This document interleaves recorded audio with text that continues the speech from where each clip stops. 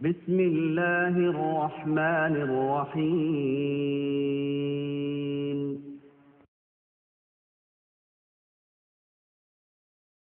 فؤادي بخير المرسلين مولع فؤادي بخير المرسلين مولع وأشرف ما يحلو لسمعي ثناؤه رقى في العلا والمجد أشرف رتبة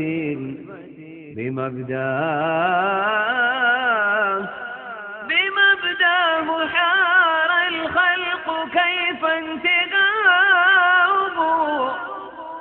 يا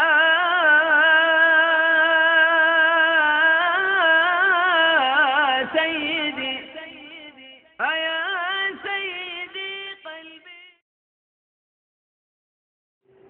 أعوذ بالله من الشيطان الرجيم. بسم الله الرحمن الرحيم. ومن يشاقق الرسول من بعد ما تبين له الهدى ويتبع غير سبيل المؤمنين نوله ما تولى ونصله جهنم وساءت مصيرا.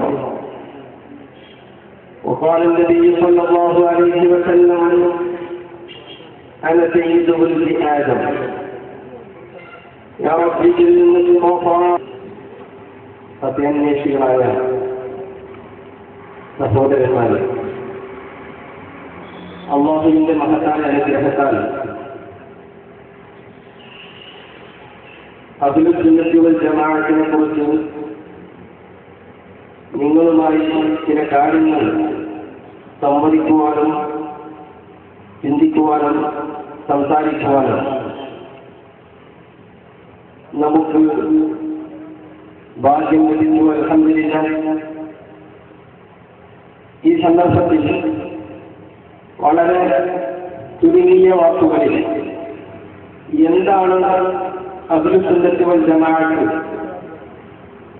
എന്തുകൊണ്ടാണ് അതാണ് യഥാർത്ഥ ഇസ്ലാം, മതത്തിന്റെ ഋജുവായ വഴി, നേർവഴി അഹ്ലുൽ സുന്നത്തി വൽ ജമാഅത്താണ് എന്ന് പറയുന്നത് എന്തുകൊണ്ടാണ് എന്ന് മാത്രം ഹ്രസ്വമായ വാക്കുകൾ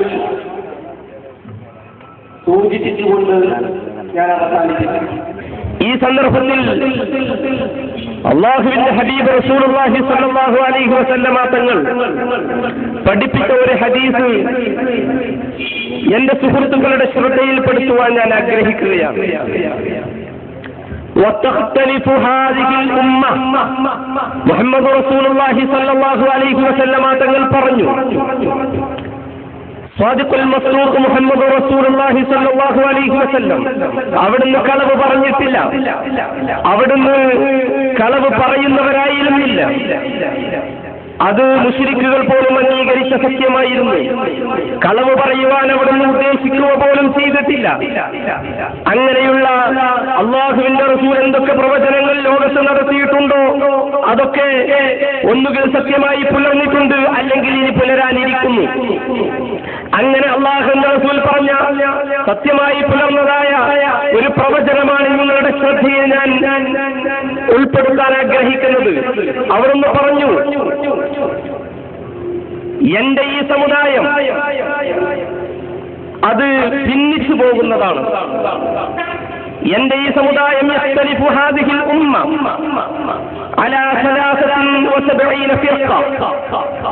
73 വിഭാഗമായി എന്റെ ഈ സമുദായം പിളരുന്നതാണ്, വിഭജിക്കപ്പെടുന്നതാണ്.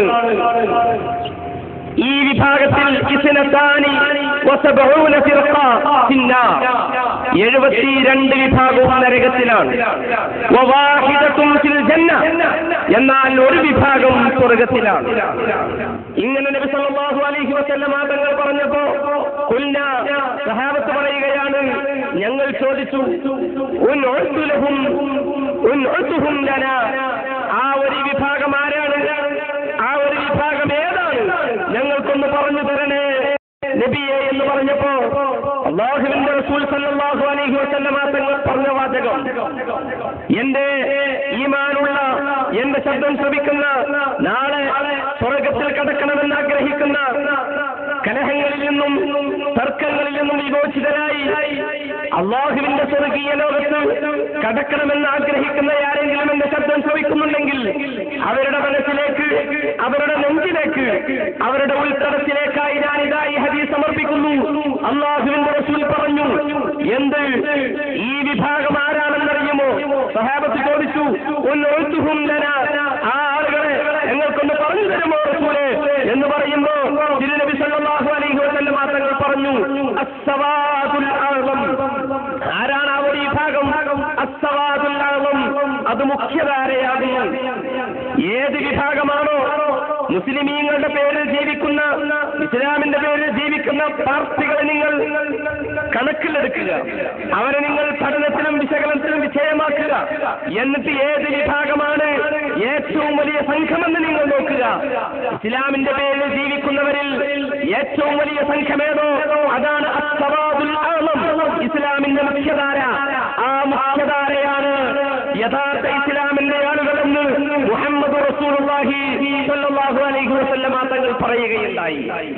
എന്റെ സമൂഹമേ, വിശുദ്ധ ഖുർആനെ കുറിച്ച് ആഴത്തിൽ പഠിക്കുവാൻ അവസരം ലഭിച്ചിട്ടില്ലാത്ത, എന്നാൽ ഹദീസുകളെ കുറിച്ചോ അറബി ഭാഷയെ കുറിച്ചോ കൂടുതൽ ആഴങ്ങളിലേക്ക് ഇറങ്ങി ചെല്ലുവാൻ അവസരം സിദ്ധിച്ചിട്ടില്ലാത്ത എന്റെ ചെറുപ്പക്കാരോട് എനിക്ക് പറയാനുള്ളത്, ഏതാണ് സത്യമായ ദീനെന്ന്, ഏതാണ് യഥാർത്ഥമായ വിശ്വാസമെന്ന്, ഏതാണ് യഥാർത്ഥ ഇസ്ലാമിന്റെ പാർട്ടിയെന്ന് മനസ്സിലാക്കുവാൻ തിരുനബി സല്ലല്ലാഹു അലൈഹി വസല്ലം തങ്ങൾ പറഞ്ഞ ഈ മാനദണ്ഡം നമുക്കൊന്ന് ചർച്ചയ്ക്ക് വിധേയമാക്കിക്കൂടെ?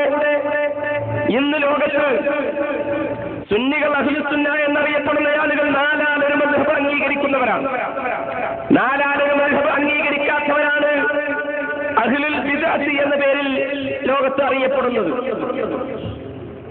ഇന്ന് ലോക മുസ്ലിമീങ്ങളുടെ കണക്കെടുത്ത് ഏറ്റവും ലേറ്റസ്റ്റായ കണക്ക് പരിശോധിച്ചാൽ നമുക്കറിയാം, ഹനഫി മദ്ഹബ് സ്വീകരിക്കുന്ന ആളുകൾ ലോകത്ത് 45.5%.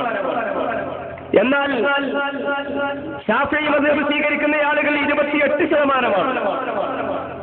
മാലിക്കി മദ്ഹബ് സ്വീകരിക്കുന്ന ആളുകൾ 15%. ഹംബലി മദ്ഹബ് സ്വീകരിക്കുന്ന ആളുകൾ 2%.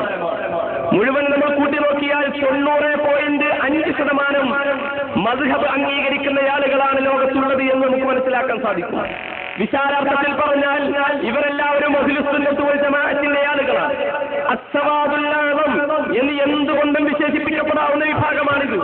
സുന്നത്ത് ജമാഅത്തിന്റെ നേർ വിപരീതത്തിൽ ഓപ്പോസിറ്റിൽ നമ്മൾ പറയുന്നത് ഷിയാക്കളെയാണ് സാധാരണഗതിയിൽ.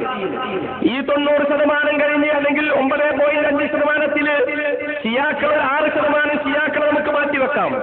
പിന്നീട് വരുന്ന 3.5% 2% അല്ലെങ്കിൽ 1% മോഡേണിസ്റ്റുകളാണ്, ശേഖരോലിസ്റ്റുകളെ പോലെയല്ല, യുക്തിവാദികളായ ആളുകളാണ്. അവരെയും മാറ്റിവെച്ചാൽ മദ്ഹബ് സ്വീകരിക്കുന്നെന്ന് പറയുന്ന 2-3% മാത്രം ആളുകളെയാണ് നമ്മുടെ എതിർപക്ഷത്തെ ആന്റി ഗ്രൂപ്പിൽ നമുക്ക് കാണാൻ സാധിക്കുന്നത്. ശരിയാ, 73 വിഭാഗങ്ങളുണ്ട് എന്ന് പറഞ്ഞത് ശരിയാ. പലരും ലോകത്ത് പല ഭാഗങ്ങളും പല പേരുകളിലും പ്രത്യക്ഷപ്പെട്ടിട്ടുണ്ട്.